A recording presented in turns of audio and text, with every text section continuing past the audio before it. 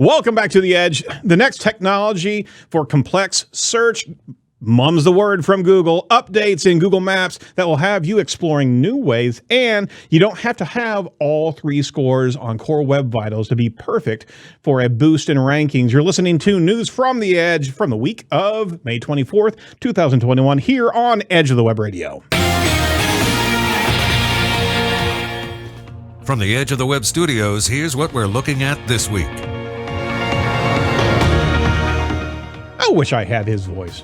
Now the deep voice guy has been with us for years. You know that? I just wish Is he a real person? He's a real person. He is not an AI. It's just, you could do it with the right settings on the soundboard. That's right. We could have some sort of auto-tune, right? Yeah. In a world.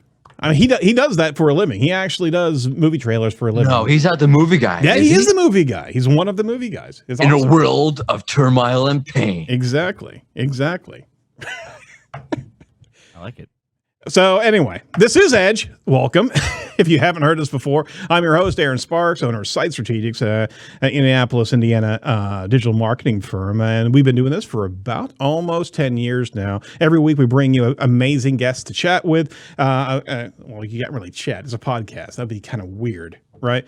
But we talk about amazing digital marketing trends weekly. Each week we're covering the SEO updates as well as digital marketing news separate from our weekly interview podcast. So you want to check that out. It usually drops about midweek each week. We're getting more news to you more quickly to affect your digital marketing week. So be sure to check out everything over at edgeofthewebradio.com. That's edgeofthewebradio.com. That's where we have all our show notes, our news of the week, and much more. All the videos and, who knows, an Easter egg. And if you actually type in some weird address after our domain, you'll find an Easter egg on our 404 page. I forgot to mention that. Go check that out sometime. All right.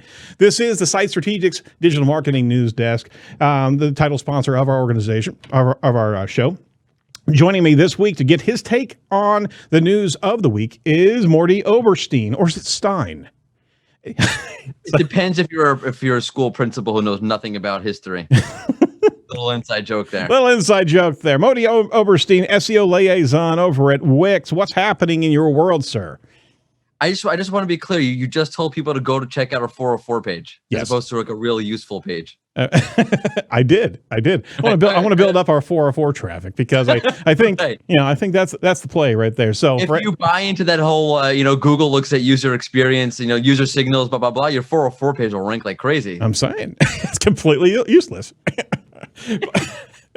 And he knows what I'm talking about. Go check it out. Anyway, we did have a really good 404th episode last month, and had some great competitors. We had an entire submission of 404. I think 100 different 404 pages were submitted, and had a really cool prize for the winner, and some top-notch judges and Morty. So I mean, it was it was awesome. So anything going on in your world there, Morty? No. I'm just happy to be here. Happy to be back. Talk about the news.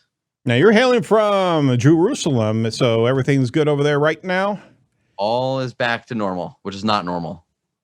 Got it. Well, we certainly pray for peace over there and make sure that you let us know if you've got to move, because we have to set up the wires and everything, right? I told you I'll come hang out in Indianapolis. I pitch a tent to your backyard. No, we got a cot in the studio, right? So we can take care of you. I got my family in New York. Let's pitch a tent in Erin's backyard. We got you covered.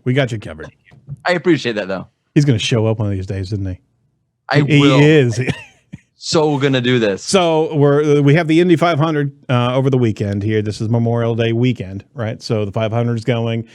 And, hey, I'm not going at all. And I heard tell that you may actually even be in the neighborhood. You're not coming this year, right?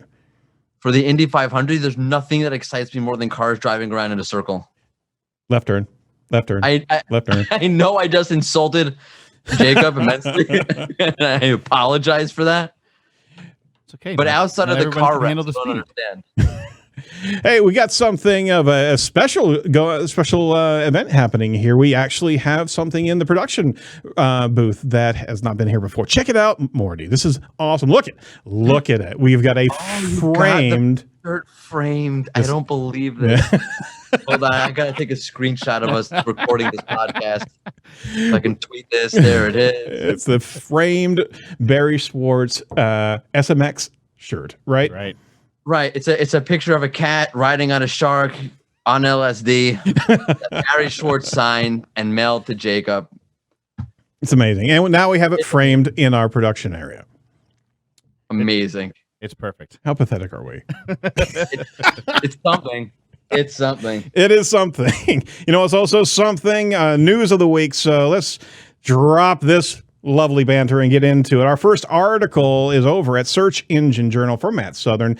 Google Mum, new technology for complex search queries. Google's actually developing a new technology for answering complex search queries called MUM. MUM, which stands for Multitask Unified Model. Google revealed at the I/O conference on Tuesday that it's in the process of exploring how MUM can actually be used to better understand language and deliver helpful responses. So what we got here, and please check out the article because it is a really good example and demonstration of what they're talking about here. So if you have knowledge of the algorithm changes over the last few years, BERT was a very transforming, pun intended, algorithm change because it actually understood different transforming words and connectors between vowels and verbs to be able to understand your intent to a much greater degree. Well, MUM goes beyond that. It actually is understanding these activation concepts and pulling in data based on these intent points.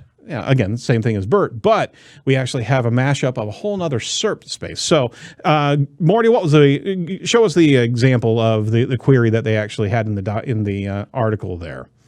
Right. It was if I just hiked Mount Adams. I'm botching this. This is not the exact query they used. I just hiked Mount Adams. Now I want to I'm want to hike Mount Fuji. There it is. I've hiked Mount Adams and now want to hike Mount Fuji next fall. What should I do differently to prepare? So basically, MUM is pulling apart all of the various aspects of this query. Mm-hmm. So you have hike Mount Adams, right? Mount Fuji being something else. The fall differently and prepare. And it's able to parse all those different aspects of the query or of the sentence, pull them all apart and understand, okay, what exactly do you need now? Now that we can parse this, we can understand it. Now we can offer you results. And the most amazing part of this, to me at least, is two parts. One is if you look at the example Google gives in their blog of what this will look like, it shows all sorts of multimedia, right? You search for this query, you get back maybe a video, maybe an image, maybe an audio clip, some results. It's very dynamic. The results you're going to get back are very dynamic, and theoretically speaking, they could be content that Google translated. In other words, if the best content to answer this query, and I'd have to imagine it's far superior than the content you're searching for in your own language. Right. But if there's this unbelievable piece of content in another language, in Spanish, and you search for it in English, Google will translate it and return it. So it's a completely different. Wow. If the way this seems as it's constructed now, and it's not live, it might not go live for a long time. I think Google said months or a year, whatever it is. Right. But the way it looks like it's gonna exist is gonna be a very different, more dynamic SERP, which will probably make things like rank tracking much more different, much more dynamic, up the value of various media formats, and personally speaking, and this is where I think the real amazement of this whole thing to me is, I think it'll change how people search, because the way we search is sort of conditioned based on what we expect to get back. And I think even the less tech savvy users understand that the way you speak normally conversationally it doesn't succeed in search. You have to phrase your queries in this weird, unique search language. Right. Google being able to return results like this based on queries like the one I just mentioned that Google gave as an example, I think will condition searchers or people to search for things in a much more conversational kind of way, which means they're going to be far more specific, which means that the content they're going to get back, in combination with Google's already going to be doing with MUM, just the mere fact that they're searching for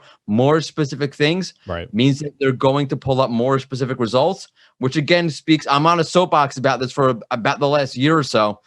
It means that the content you're going to have to create is going to have to be far more targeted, which is exactly what Google wants. And tied into these levels of activation as well, these data factors of preparation or elevation or different things like that. So you're absolutely right, is that the whole world's going to change. You won't be able to rank track at all conventionally speaking. You're going to have to understand how you're utilized in the SERPs as opposed to Correct. that you have a position.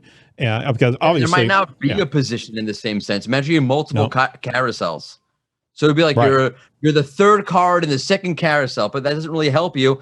Did you show up as an image? Were you an audio clip? Like, what was it?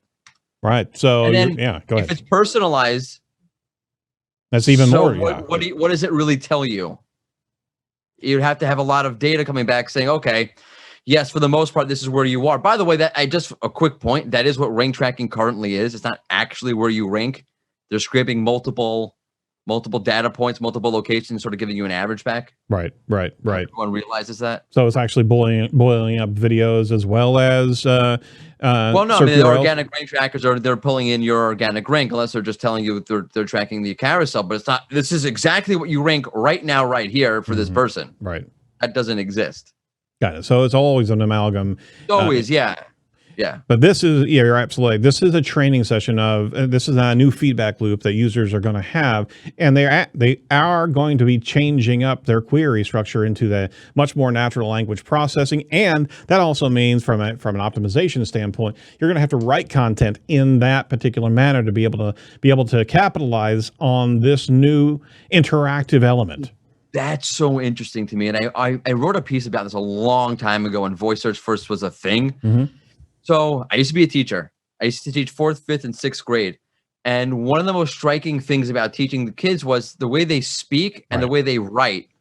And it's true for adults also, obviously. Sure. But you can really see it in kids. It's completely different language. So what I search for, if I'm putting something conversational in, no one writes that way. You don't write an article that way. And I very much, and you can disagree with me, but I very much feel if Google gets conversational with the queries, it's going to have to fill that gap because you can't write content conversationally. The written language and oral language is two completely different things. Right. Google's going to have to figure out that gap of this was the conversational language and this matches the content that should be expected in written language. I don't think it's going to be the written language more as much as semantic SEO and relevant content in this cluster hub and spoke type of concept is going to be even more relevant, because if they know you have a page and off of that page you also have the elevations of Mount Fuji and Mount Kilimanjaro, what have you, in your cluster, in your diagram of content, then it's going to go to your information more because you actually are predicting the intent of those users. So it's not going to be matching NLP. It's going to be the relationship of all these entities that you're trying to map to the knowledge panel. So much information there. It's so multifaceted. Yeah, it's going to be fun. It's going to be. The serpent, if this comes out, which who knows, right? We're so far away from it, it seems like, based on what I think Danny Sullivan said. I think Barry asked Danny, is this live? Danny said, no, we'll let you know when it's live. And I think the timeline that Barry mentioned was either months or years. But if it does come out, I think it changes the way the SERP looks. Absolutely. And most likely collectively. And it's going to be a series of phases that you're going to want. Yeah, if you want your text search, they're going to give it to you over here, but they're going to push forward with this multifaceted Brady Bunch type of content. They have to. Yeah. There's no way to fit it. If you're really able to parse intent and parse content really, really well, right? There's no current way to fit it onto the SERP. The best example of how Google handled this would be the COVID SERP, where you have those tabs on the side and you can switch from, trends to tips to, local information, so that you can parse the intent that way. That's the closest I've seen to Google getting really good at that. Right.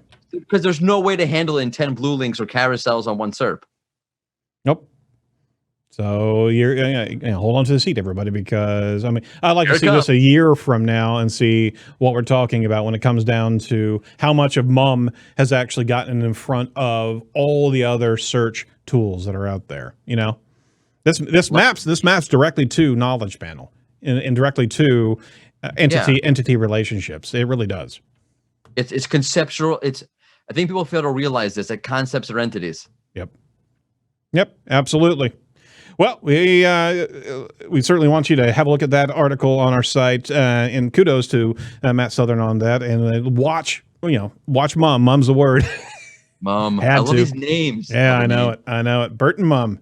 All right. So next article from Oren Naim over at blog.google. Get around and explore with 5 new Google Maps. Announced on Google I/O, 5 new updates so you can actually more easily navigate, explore, and get things done with Google Maps. So they have a new rollout happening of 5 new things that they're actually adding to the entire enhancement. Is this at the mobile level or is this at the desktop level? It looks like it's both, actually. So a couple of things. Are going to have a much more detailed street maps feature. They actually launched one of those last August, but it will soon be able to be in 50 more cities by the end of the year, including Berlin, São Paulo, Seattle, and Singapore. And with the help of their AI and understanding of cityscapes around the globe, you can actually see where sidewalks, crosswalks, and pedestrian islands are, along with the shape and width of the road to scale. That's actually pretty cool here. And the information will actually help pedestrians plan more accommodating routes, especially if you're using a wheelchair or stroller. You can also spot busy areas at a glance, which is really cool. And we see that with our traffic reporting already, but you can actually check out like streets near local farmers markets. On the flip side, you can also check out popular parts of town, use area busyness to scope out lively neighborhoods at a glance to discover interesting things to do. Or if there's a flash mob, it'll show up there, right? Also Flash mobs. Yeah, that's all gone the way of the dodo, hasn't it? Flash mobs. But with COVID, yeah. kind of They're just called That's COVID kind of mobs the now. antithetical They're not to- popular. they are not popular. Things that are not popular during a pandemic. Flash mob. Who knew? Anyway, they also have a map tailored to you, so you can actually have basically content relevant places on the time of day or whether or not you're traveling based on your intent. So, yep, coffee shops or burger shops or what have you, all based on time of day and where you are and what you love, right? So, why are there so many bars turning up on my map now? This is weird. Never mind. Does that matter the time of day for you? Not really. No. No. Anyway, that's 3 out of the 5. What are the ones that they have there? Did I miss a couple? I think I did. No, I think you got all of them. Let's see. Up the top, there's the- about hard braking. Yep. The AR thing. Did you get that one? No, I didn't. Which one's that? The one, go back to McDougal Street. They show you the picture of the street, which I used to hang out there all the time. I love the fact that Google used McDougal Street. All right, so West they Village. have live view and detailed map enhancements that you're talking about there. Yep. So you hover over the building, it'll tell you, hey, there's that business. It's open at 4 p.m. to 8 p.m. Mhm. That's why would you be open for 4 hours? That makes no sense.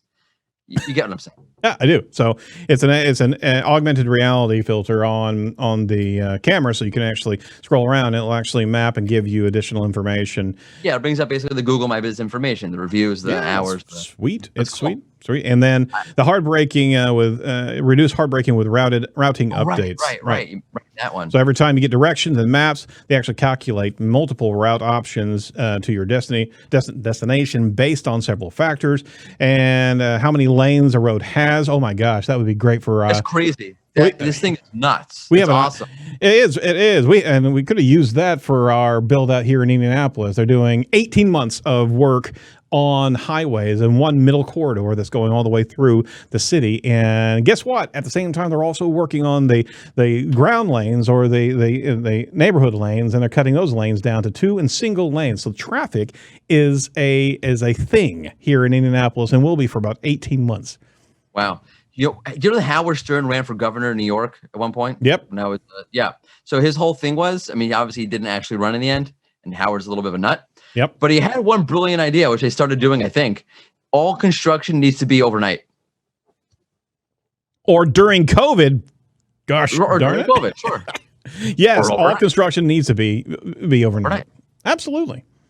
Brilliant. That people will be asking for time and a half or double pay because it's nighttime, right? Hey, whatever. It's always a financial thing. Let them get paid.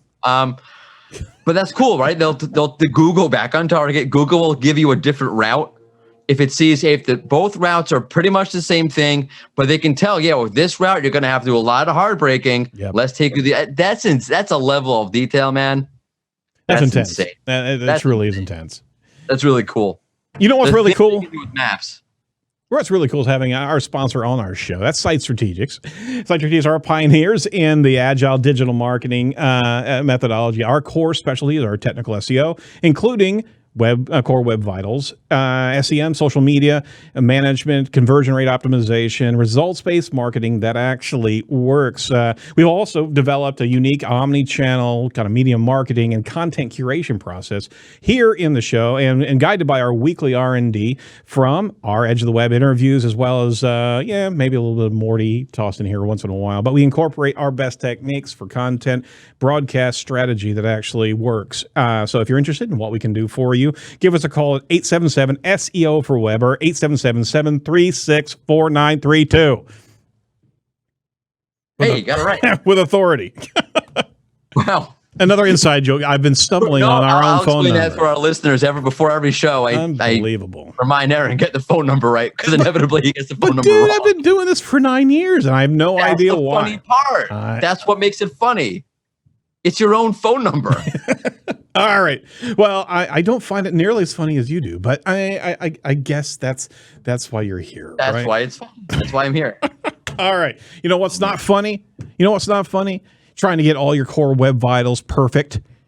Oh, that was terrible. I know. Search Engine Roundtable from Barry Schwartz.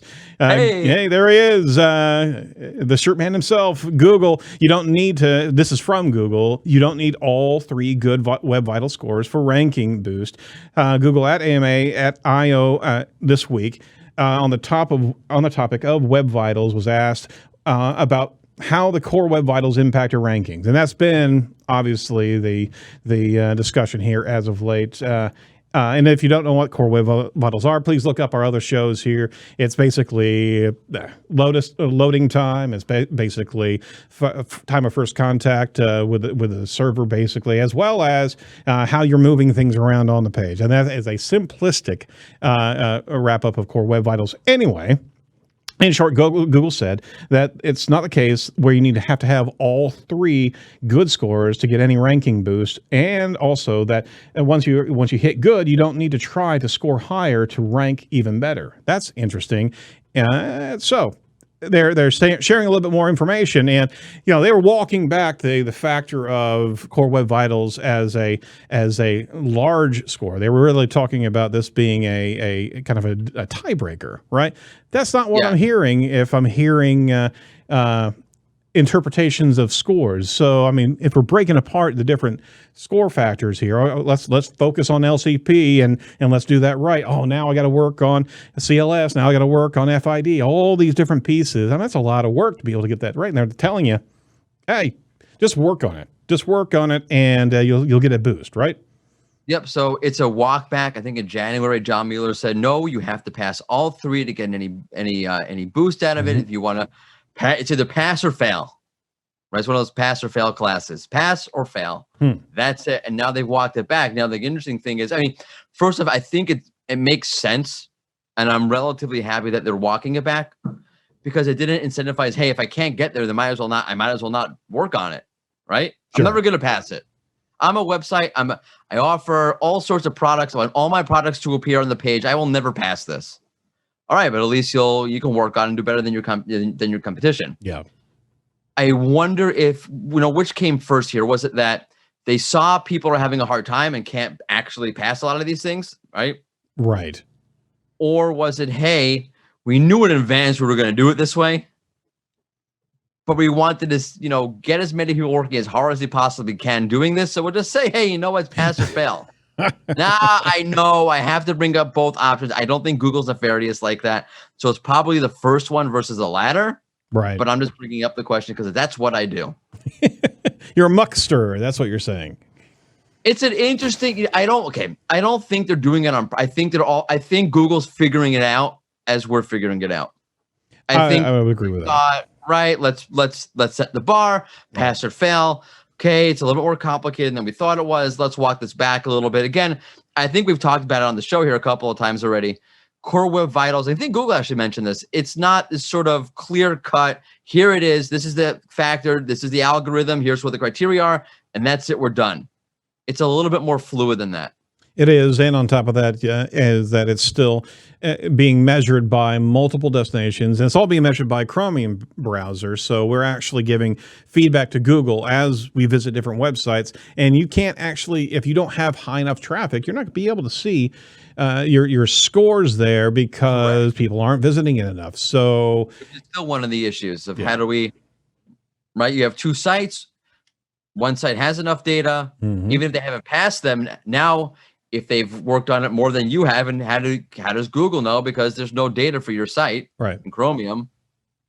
So how does that work? That's what I mean. That's up in the air. More fluid. Well, according to there were some comments on Barry's blog here. Yakov Goldstein. He says, this is really confusing. I'm fairly certain that previously Google has said that a page must meet all 3 core web vitals to pass. Not only that, all GSE reports refer to the number of pages that pass, which can only be if they pass all 3 marks. So even in our GSC reports, it's a collective. It's not LCP pass. It's not FID pass, right? He says so you really need a different kind of report. Yeah, you really do. Really, and that goes to your point is that they're probably going to expand this. You got to have you got to have the 3 lanes that you can be paying attention to, not just pass or fail. Right. What the date is, it's coming upon us. I don't know. I wonder if it's going to get pushed off again. I think it will be. Especially. That's where I put my money. I think so. I think it will be. And for our audience, they were planning to actually roll out this as a scoring factor in August and middle part, late August for a full rollout here. And fully rolled out by the end of August, something like that. If you're seeing this type of interaction, and there's a lot of interaction about Core Web Vitals, trust me, it's all over the place. But if we don't have the communication benchmark back from Google with clear lanes of understanding, then they may actually postpone it a few more months, right? So I would have to imagine that, because now you're looking at you're actually looking at the seconds it takes to load, sort of thing, and seeing how you improve this month versus last month versus it might pass fail. Anyway, get to work on it, people, because it's here and it's here to stay. Obviously, you know what's here to stay, and that won't be pushed off. That's going to be hashtag SEO chat. Well, like how you did that. Hey, every Thursday at 1 p.m. Eastern. You're talking about going global, SEO for global sites. Who's hosting that bad boy? Ooh, Lydia Infante from Rise at 7, and it starts a half hour earlier, so 12:30 Eastern Standard Time this Thursday, as opposed to 1 o'clock. 1 week special. We're back to a regular 1 o'clock next week. And looking at Twitter while we're talking here, John Mueller says, I'll be there. Sweet. So, John, hey, I don't know if he's kidding or not. He's not kidding. He's going to be there. So you should also know. Just repeat it back to yourself. He's not kidding. Right. He's not kidding. He's not kidding. Not kidding. He's not kidding. He's going to be there. No, he pops in once in a while. Yeah. Every once in a while, John pops in. And he does. And we sometimes wonder about the cheese, but we love him anyway. John is a very good guy. Just people know that. He is. All right. So also, do you have your open mic this week? All right. I'm the worst marketer. Open mic SEO with Azim Digital tomorrow, Wednesday, 10 a.m. Eastern Standard Time. We're talking about podcasting. Oh, really?